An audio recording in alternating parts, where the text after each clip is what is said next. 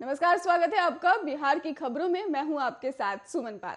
बिहार में 15 से 18 साल तक के 83,46,000 बच्चों का वैक्सीनेशन आज से शुरू हो गया है और सीएम नीतीश कुमार ने भी इसको लेकर कहा है कि अभियान शुरू हो चुका है और पहला टीका अखिलसराय की रितिका को लगा है। और इस दौरान ही स्वास्थ्य मंत्री मंगल पांडे ने कहा कि जनवरी में 15 से 18 साल के सभी बच्चों को वैक्सीनेट कर दिया जाएगा और पूरे राज्य में आज 2,801 सेंटरों पर वैक्सीन लगाई जा रही है। पटना में आपको बता दें कि 87, गया में और सबसे ज्यादा 243 और भोजपुर में ही 229 टीकाकरण केंद्र बनाए गए हैं। और बिहार में कोरोना की लड़ाई में अब तक बच्चों में सबसे आगे आएंगे और 350 दिन में ही 10 करोड़ वैक्सीनेशन का रिकॉर्ड बनाने वाला बिहार अब बच्चों के वैक्सीनेशन को लेकर बड़ी तैयारी में है। स्कूल ने गार्जियन और बच्चों को वैक्सीनेशन की जानकारी देकर उनके अंदर जज्बा भरा है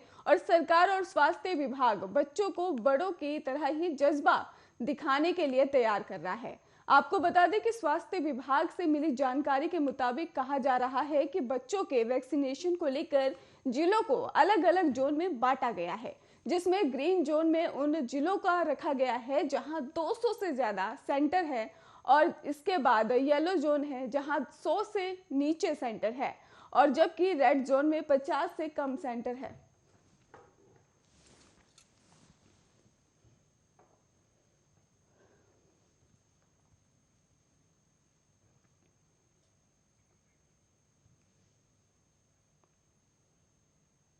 पूर्व जिला परिषद अध्यक्ष आभा रानी के खिलाफ सोशल मीडिया पर आपत्तिजनक पोस्ट को लेकर पुलिस एक्शन मोड में आ गई है। मामले में एसपी और एसडीपीओ को जांच कार्रवाई के निर्देश दिया गया है। दरअसल जिला परिषद अध्यक्ष के चुनाव में ही आभा रानी की निर्णायक भूमिका के बाद से ही सोशल मीडिया पर ट्रोलर एक्टिव हो गए और आभा की तस्वीर लगाकर गंदी गंदी बातें और गाने शेयर करने लगे। इधर लोग सभी पोस्टरों को देखकर हैरान रह गए और ऐसा इसलिए क्योंकि आभा का जिला परिषद अध्यक्ष के रूप में कार्यकाल किसी नजीर से ही कम नहीं है।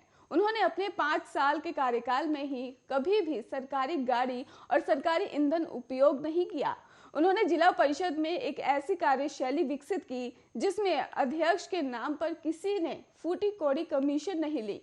हालांकि लाल फीताशाही और नौकरशाही ने आभा रानी के मिशन में अड़ंगा जरूर लगाया और अब इन सब के बावजूद आभा रानी अडिग रही और नतीजा यह है कि फिर से भारी मतों से जिला परिषद का चुनाव जीत गई। लेकिन उनकी जीत उनके ही दल के कई बड़े नेताओं को भयभीत करने लगी और वे जिला परिषद अध्यक्ष नहीं बने, इसके लिए वो हर जुगलबंदी करने को तैयार थे। आखिरकार हुआ भी ऐसा ही।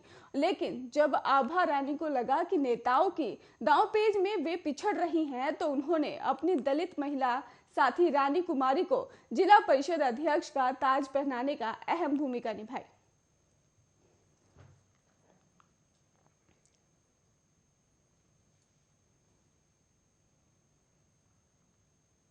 बिहार में रविवार को कोरोना के 352 नए केस मिले, जिनमें नालंदा मेडिकल कॉलेज और अस्पताल के 84 डॉक्टर शामिल हैं। आपको बता दें कि डॉक्टरों की रिपोर्ट पॉजिटिव आने से सरकार की चिंता भी लगातार बढ़ गई है। बीते 2 दिन में ही 100 से ज्यादा डॉक्टर संक्रमित हो चुके हैं और इनमें से ज्यादातर डॉक्टर पटना में ही 26-28 दिसंबर को आईएमए के राष्ट्रीय अधिवेशन में शामिल हुए थे। कार्यक्रम के मुख्य अतिथि सीएम नीतीश कुमार थे। आईएमए के कार्यक्रम में सीएम की मौजूदगी में ही कार्यक्रम कोरोना गाइडलाइन की जमकर वहां पे धज्जियां भी उड़ाई गई थी। इतना ही नहीं, माना जा रहा है कि यही कोरोना स्प्रेड की वजह बना है और कार्यक्रम में देश के कई राज्यों के 5,000 से ज्यादा डॉक्टर शामिल हुए थे।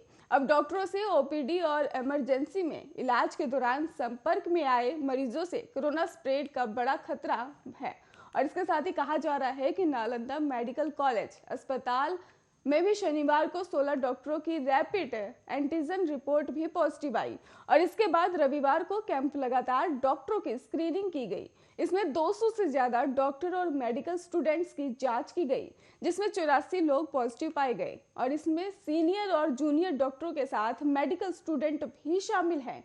मेडिकल स्टूडेंट्स के सभी डॉक्टर की सोमवार को ही स्क्रीनिंग होगी और राज्य में डॉक्टर और हेल्थ वर्कर के संक्रमित होने का भी आंकड़ा अब 250 के ऊपर पहुंच गया है।